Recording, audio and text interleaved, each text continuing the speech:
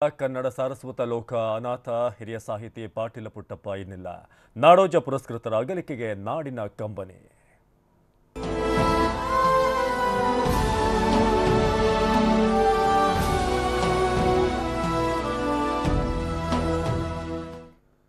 ಕನ್ನಡ ನಾಡಿನ ಸಾಕ್ಷಿ ಪ್ರಜ್ಞೆ, ಶ್ರೀಮಂತ ಸಂಸ್ಕೃತಿಯ ರಕ್ಷಕ, ಸೃಜನಶೀಲ ಸಾಹಿತಿ, ಧೀಮಂತ ಪತ್ರಕರ್ತ ಪಾಟೀಲ ಪುಟ್ಟಪ್ಪ ಕರ್ನಾಟಕ ಏಕೀಕರಣ, ಗೋಕಾಕ್ ಚಳುವಳಿಯಲ್ಲಿ ಹೆಜ್ಜೂರಿದ್ದಂಥ ಪಾಪು ಭಾರತ ಲೋಕಕ್ಕೆ ಪಯಣಿಸಿದ್ದಾರೆ.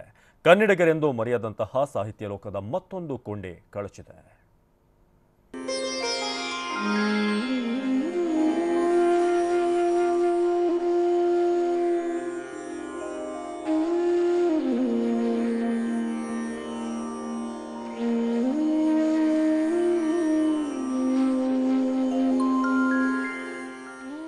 ಮೊನಚು ಬರಹಗಳ ಸರದಾರ, ಕನ್ನಡ ನಾಡು ನುಡಿಗಾಗಿ ಹೋರಾಡಿದ್ದ ನಾಯಕ, ಸಾರಸ್ವತ ಲೋಕದ ಧೀಮಂತ, ನಾಡಿಗಾಗಿ ಎದೆಯೊಪ್ಪಿಸಿ ನಿಲ್ತಿದ್ದ ಸರಸ್ವತಿ ಪುತ್ರ, ಸಾಹಿತ್ಯ ಪತ್ರಿಕೋದ್ಯಮ ಕ್ಷೇತ್ರದ ಪಾಪು ಎಂದೇ ಚಿರಪರಿಚಿತ.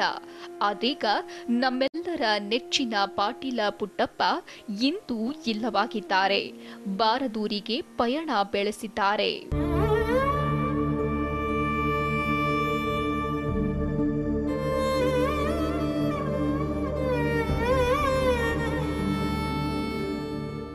ಎಸ್, ಹಿರಿಯ ಸಾಹಿತಿ, ನಾಡೋಜ ಪುರಸ್ಕೃತ ಪಾಟೀಲ ಪುಟ್ಟಪ್ಪ ಅಂದ್ರೆ ಸಾಹಿತ್ಯ ಕ್ಷೇತ್ರಕ್ಕೆ ಚಿನ್ನ. ಕನ್ನಡಕ್ಕಾಗಿ ಜನನ, ಕನ್ನಡದ ನಾಡು ನುಡಿಗಾಗಿ ಹೋರಾಡಿದ್ದ ಸಾರಸ್ವತ ಲೋಕದ ಸಾಕ್ಷಿ ಪ್ರಜ್ಞೆ, ಎಲ್ಲರ ಅಚ್ಚುಮೆಚ್ಚಿನ ಪಾಪು ಎಂದೇ ಜನಜನಿತರಾಗಿದ್ದ ಪಾಟೀಲ ಪುಟ್ಟಪ್ಪನವರು ನಿನ್ನೆ ವಿಧಿವಶರಾಗಿದ್ದಾರೆ. ಪಾಟೀಲ ಪುಟ್ಟಪ್ಪನವರು ಇಂದಿಲ್ಲ ಅನ್ನೋ ಆಘಾತ ಅರಗಿಸಿಕೊಳ್ಳೋದು ತುಸು ಕಷ್ಟ. ಹಿರಿಯ ಸಾಹಿತಿಯನ್ನ ಕಳೆದುಕೊಂಡು ಕನ್ನಡ ಸಾಹಿತ್ಯ ಕ್ಷೇತ್ರ ಅನಾಥವಾಗಿದೆ.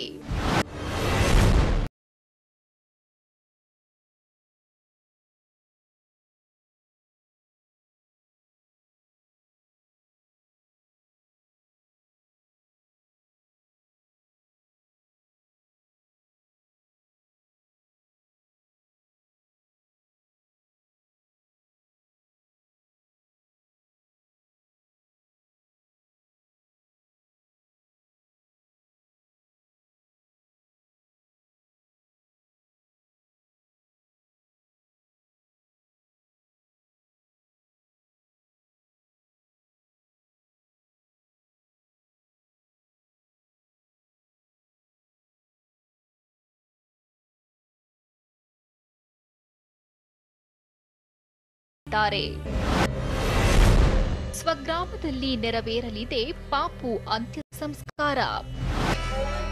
ಇನ್ನು ಪಾಪು ನಿಧನದ ಸುದ್ದಿ ಕೇಳಿ ಅವರ ಅಭಿಮಾನಿಗಳು ಕಿಮ್ಸ್ನತ್ತ ಓಡೋಡಿ ಬಂದ್ರು. ಮನೆಯ ಹಿರಿಯರನ್ನು ಕಳೆದುಕೊಂಡು ಕುಟುಂಬಸ್ಥರು ಕಣ್ಣೀರಿಟ್ರು. ಇಂದು ಧಾರವಾಡ ಕರ್ನಾಟಕದ ವಿದ್ಯಾವರ್ಧಕ ಸಂಘದಲ್ಲಿ ಬೆಳಗ್ಗೆ 9 ರಿಂದ 12 ಗಂಟೆವರೆಗೆ ಪಾರ್ಥಿವ ಶರೀರ ಅಂತಿಮ ದರ್ಶನಕ್ಕೆ ಇರಿಸಲಿದ್ದಾರೆ. ಬಳಿಕ ಹಾವೇರಿಯ ರಾಣೆಬೆನ್ನೂರು ತಾಲೂಕಿನ ಸ್ವಗ್ರಾಮ ಹಲಗೇರಿಯಲ್ಲಿ ಸಕಲ ಸರ್ಕಾರಿ ಗೌರವಗಳೊಂದಿಗೆ ಪುಟ್ಟಪ್ಪನವರ ಅಂತ್ಯ ಸಂಸ್ಕಾರ ನೆರವೇರಲಿದೆ. ಅವರ ಮನೆಯವರ ಜೊತೆ ಮಾತಾಡಿ ಅವರ ಅಂತ್ಯಕ್ರಿಯೆ ಬಗ್ಗೆ ಚರ್ಚೆ ಮಾಡಿದ್ದೇನೆ. ಅವರು ಬೆಳಗ್ಗೆ ಅವರ ಮನೆಯಲ್ಲಿ ದರ್ಶನಕ್ಕೆ ಇಟ್ಟು ಆಮೇಲೆ ಅವರ